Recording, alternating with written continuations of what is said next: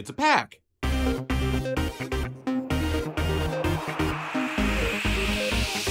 Ginger Runner.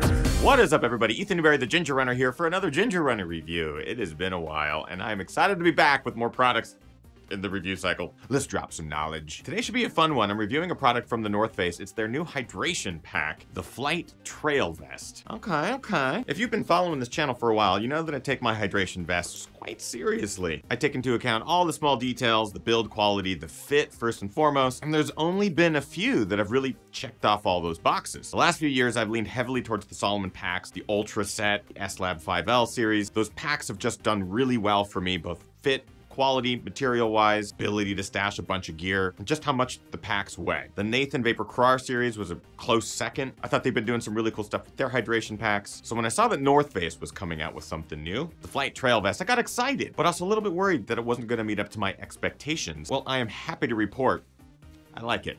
I like it a lot, and I think it's just up there, close to the Salomon packs as far as preference. My first experience with this pack was when Dylan Bowman set the fastest known time on the Lost Coast Trail. He used this pack in that adventure. It worked great for him, and it was all I could do to get my own version of the pack to put through the review cycle. I've been very fortunate over the last few months to put it through its paces, both in race environments, training environments. It certainly smells like I have. It is legitimately stinking up this entire room. I have my thoughts, I have my data collected. Here are the things that I like and dislike. So let's start, as always, with things that I like about the North Face Flight Trail Vest. Flex. The materials that they're using throughout this pack flex, they stretch. That's one of the main things I like, because the main problem I have with hydration vests this day and age is that they don't adapt to my body. I don't consider myself an irregular shape, but I'm no skinny elite.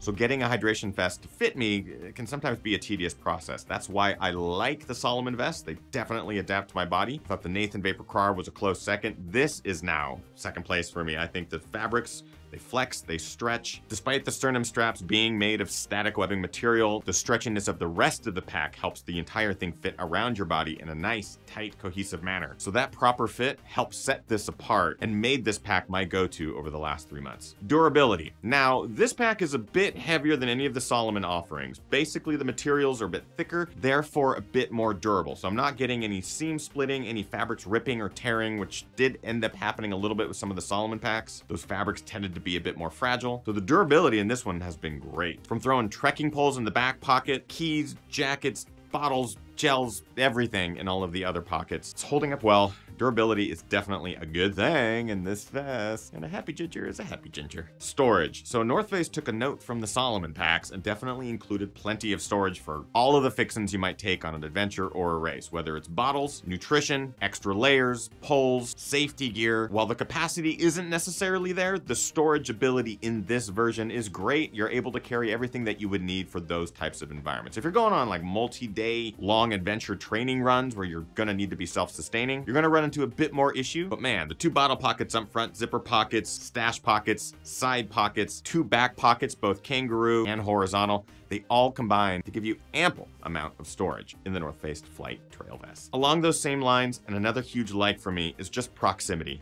A lot of vests get this wrong. I want to be able to reach everything while I'm wearing the vest. One of my biggest pet peeves is when you have to take the vest off to access a certain pocket, get certain gear out. But the fact that the pockets are all within reaching distance makes swapping gear, removing gear, just so much easier. Definitely something I appreciate. That being said, it's not all pizza rolls and Kit Kats. There are some things that I'm a little about with the North Face Flight Trail Vest. Starting with my biggest pet peeve, purely because this is what I ran into almost every time I wore it, and that's flask fit. It took me a while to get used to the soft flasks, I'll be honest. Once I got used to the new Salomon soft flasks with the harder bottom and the grippier top, I actually learned to love them. The North Face soft flasks, made by the same company Hydra Pack that the Salomon soft flasks are made by, but they still lack some of those features that the Salomon has. Getting it out, obviously, no problem. Getting it back in,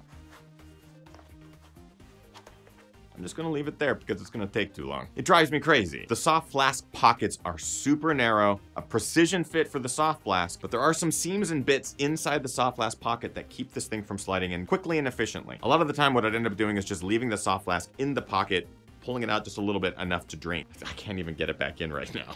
Goodbye. Capacity. So we're dealing with one pack, one capacity. There isn't a smaller race version, this version, and like a larger capacity version. So what you get is what you get. That does limit some of the expansion possibilities. Getting a hydration bladder in there is possible, but not ideal. Carrying overnight gear is just not gonna happen. I've seen ultra runner Dylan Bowman manage to get his trekking poles stashed in the horizontal back pocket. I have tried and tried and tried. It does not work for me. So overall capacity with the pack is just fine for a race environment where you're hitting aid stations or long runs or adventure runs where you really only need to carry a couple of bottles, maybe some nutrition and stuff like that. If you're going for those longer adventures, you might just run into the expansion issue where you can't carry enough. And finally, another dislike is heat retention. In this case, it's just thickness of fabrics. The pack gets hot. On hotter days, your back is gonna be roasting. The fabrics aren't hyper thin, they're not hyper light. Because the pack is all black, it's gonna absorb that heat, just keep it right there on the surface of your body. This thicker fabric also collects a lot of sweat, a lot of moisture. The pack smells terrible, so it does hold on to some of that odor. So really that heat retention is more of an issue than I would have expected. That being said, all dislikes aside, the North Face Flight Trail Vest is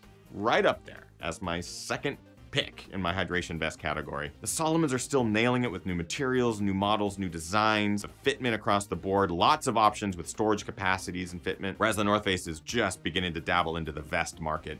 This is a great entry. I am so glad I have it. It's in my arsenal. I'm enjoying it. All right, so what's our conclusion? Well, let's get a little bit more specific, starting, of course, with build quality. I think the materials that North Face is using are great as far as durability is concerned. Again, they do retain heat, moisture, sweat, odor, but overall, I'm not running into any seam issues, pocket breaking issue. I mean, it's just holding up really well, and I've been throwing this thing through the ringer for months now. Comfort, way better than expected. One thing I really dislike about some of the Salomon packs is the bounce of the gear that you have in it when it's all fully loaded. With the North Face Flight Trail Vest, it's actually holding up really well. I don't get any of that bounce. I can carry tons of weight in the back with cameras, poles, stuff like that. Not a lot of shifting. Comfort, great. Fit, so this is where this pack just moves up the ladder for me as far as rating. I think that the fit is good for my body type. I'm wearing a size medium here, which could be a bit small and tight for my size, but I've broken it in a lot and it actually works pretty well. I'm able to crank it down when I need to or loosen it up if I'm carrying lots of gear and need to have more breathing room. Price at $150, this actually puts it right on par with Salomon, Nathan vests, Ultimate Direction vests as far as a price point is concerned. I guess we just have to get used to the fact that a lot of these hydration vests are going to meet that price point now. It's expensive, it feels expensive, but for something that you're probably going to be using for at least a couple of years, be racing, training, just really putting it through the ringer, it's not that bad. You'll be using it a lot more than you will a pair of shoes, most likely. And looks, again, not really applicable. There's one color, black. I would hope they could come out with some additional colorways because I think like a North Face red, white, something fun in there